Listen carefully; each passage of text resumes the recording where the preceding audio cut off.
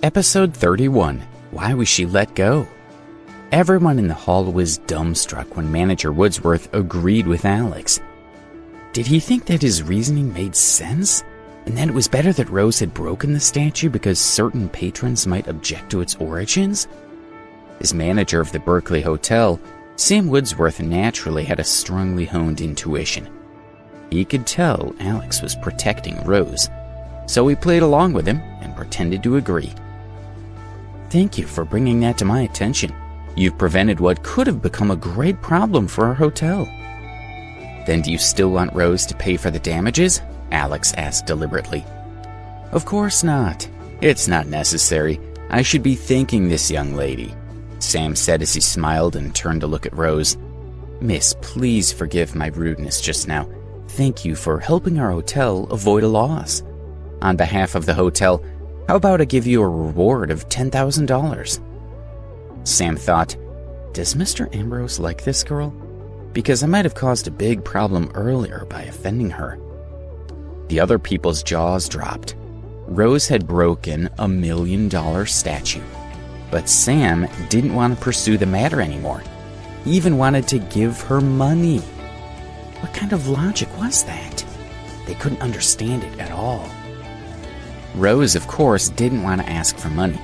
She could only stare blankly in disbelief. "There's no need to pay her. I think this lady doesn't care about the money. All right, it's getting late.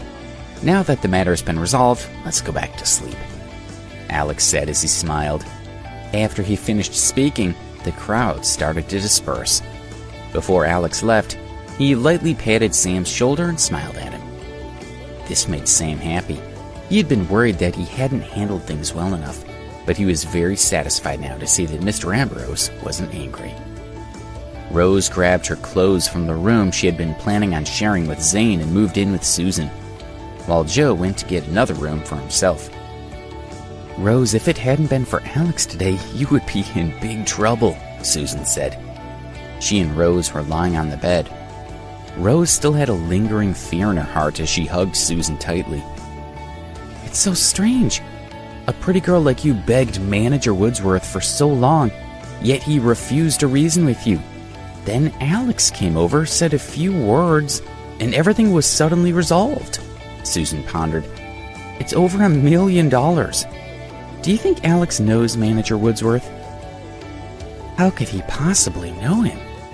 It's not like you don't know Alex's background. I think it might be that Manager Woodsworth is superstitious," Rose said. "My dad's a businessman, and he's superstitious in everything he does. I think Alex's words fooled Mr. Woodsworth and made him feel afraid because of his superstitions. Today's matter has nothing to do with Alex, really," she added. "No matter what, he helped you today, so don't treat him so badly in the future," Susan replied, as she didn't believe Rose's words. There was a huge flaw in Rose's reasoning. Even she wasn't fooled by Alex, so how could he deceive Manager Woodsworth, she thought. "Let's talk about it later.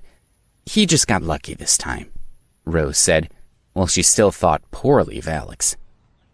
The next day, Rose and Susan woke up early and got ready to go out and buy her aunt some towels.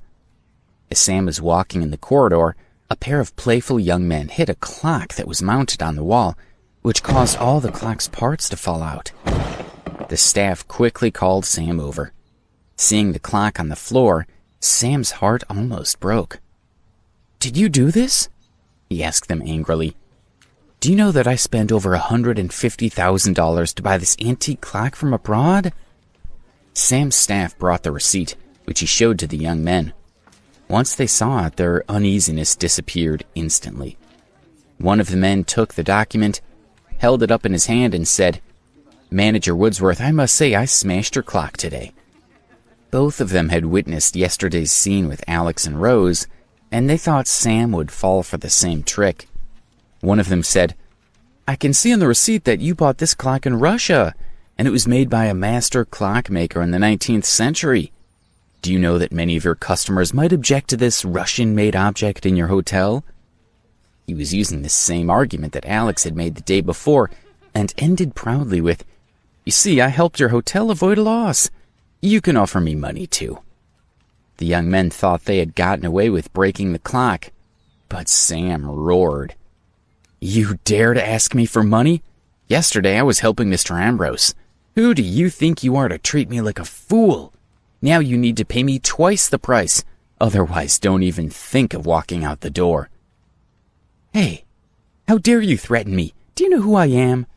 The youth pointed at Sam and said arrogantly, "My dad is one of the heads of the Golden Group. He's 10 times richer than you, and he's related to very important people." "Oh," Sam said contemptuously. "I'll say it again. If you don't pay me twice the price, don't even think about leaving here today. Let's see how awesome your dad is." "Okay, since you want to die, then let me help you. Even if you kneel on the ground and bow to me later, it won't be of any use." After the young man said those harsh words, he took out his phone and called his father. "Hey, Dad, I got caught breaking a clock at the hotel. The manager wants me to pay him double what it cost him, and he wouldn't even listen to who you are." "Damn, I think he doesn't want to live anymore. Son, tell me, what's his name? I'll rush over right now," the young man's father exclaimed. "His name is Sam. He's at the Berkeley Hotel right now," the young man said while turning to sneer at Sam. "Who did you say? Sam from Berkeley?" asked the young man's father. "What's the matter, Dad?" the young man asked in surprise, wondering why his father sounded so panicked. "You idiot! Who told you to provoke Mr. Woodsworth? Apologize to him now," his father demanded. "Dad, what's wrong with you? He wants twice as much money from me to compensate for the clock. This is a scam." The young man was about to die from anger. "Pay. Even if it's 10 times more, you still have to pay him for it. It's your bad luck to say something to make Mr. Woodsworth angry. Now, no matter what, you must ask Mr. Woodsworth to forgive you, or you don't need to come back," demanded his father. The youth was no fool. He was not someone who could afford to offend a man that even his father was afraid of. "Mr. Woodsworth, I'm sorry. I was in the wrong, and I apologize. Didn't you say that I should compensate you with twice the amount? All right, I will pay," the young man said solemnly as he bowed and walked in front of Sam. He was as humble as could be. "Don't embarrass yourself here. Go scram to the first floor and pay up, then leave," Sam commanded. Sam's insulting words sounded like heavenly music to the young man. He nodded and quickly left the corridor with his friend. The crowd gradually dispersed as well. Only then did Sam notice that Rose and Susan were also there. He cursed silently before greeting them. "Miss Scott, Miss Ogden, both of you are here too?" he said. Rose and Susan were both stunned by what they had just seen. The young man did the same thing they had done yesterday. But the clock he had broken was worth far less than the statue that Rose had smashed that was worth over $1 million. He had said that his dad was a leader of the Golden Group and that he was connected to the management. Even with such a prestigious background, the man had been terrified of Sam.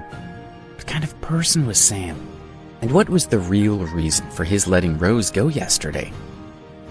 "Manager Woodsworth, what's going on?" Alex walked over while stretching his back. "Ah," Sam was a little tongue-tied. If he described what had just happened, wouldn't that give away that he had been acting with Alex yesterday? Mr. Ambrose didn't want Miss Scott and the others to know, thought Sam. "After listening to what you said yesterday, I've reflected deeply and decided to get rid of all the beautiful things." Sam lied because he couldn't let Alex be exposed in front of Rose. At the most, he could just apologize to him in private. Rose and Susan were stunned again when Sam said this, especially Rose. She wanted to convince herself that, regardless of the facts, his actions had nothing to do with Alex.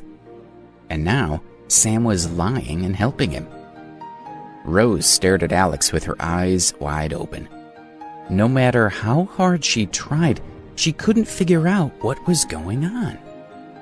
After this little episode, Rose and Susan quickly left to do their shopping. "Rose, you saw Manager Woodsworth's attitude just now. He doesn't care about patrons objecting to Russian objects. He let us go yesterday, not because of Alex's words. I think he must know him," Susan said as they walked down the street. It seems that way now, but I can't believe it. You know how poor Alex is, Rose said as she frowned. Right now, we're still not sure. We should watch him carefully from now on. If he's hiding something, he'll expose it. Okay, but when you see him later, you should just say thank you to him, Susan advised. Returning to the hotel, they found that Alex and Joe had already booked a car and were ready to go back to the university. As for Zane, he had snuck away alone some time ago. In the car, Rose wanted to thank Alex, but he wouldn't even look at her. Plus, she had never been nice to Alex before. When they got out of the car, Rose's thank you again got stuck in her throat. Joe, you go back with Susan first. I have something to do, Alex said, as he couldn't wait to find Debbie and take her to see the villa. Rose, Susan whispered, winking at her. Only then did Rose muster up a bit of courage. Alex, Rose shouted. What's wrong? Alex looked at her in confusion. What happened yesterday. Thank you, she stammered. It's nothing. You guys go back first, I'm leaving, Alex said quickly as he ran off. Rose looked at Alex's back as he walked away and felt left out. She was a rich girl and talked to Alex, a poor student, but he didn't seem to care at all. He didn't stop to acknowledge her apology.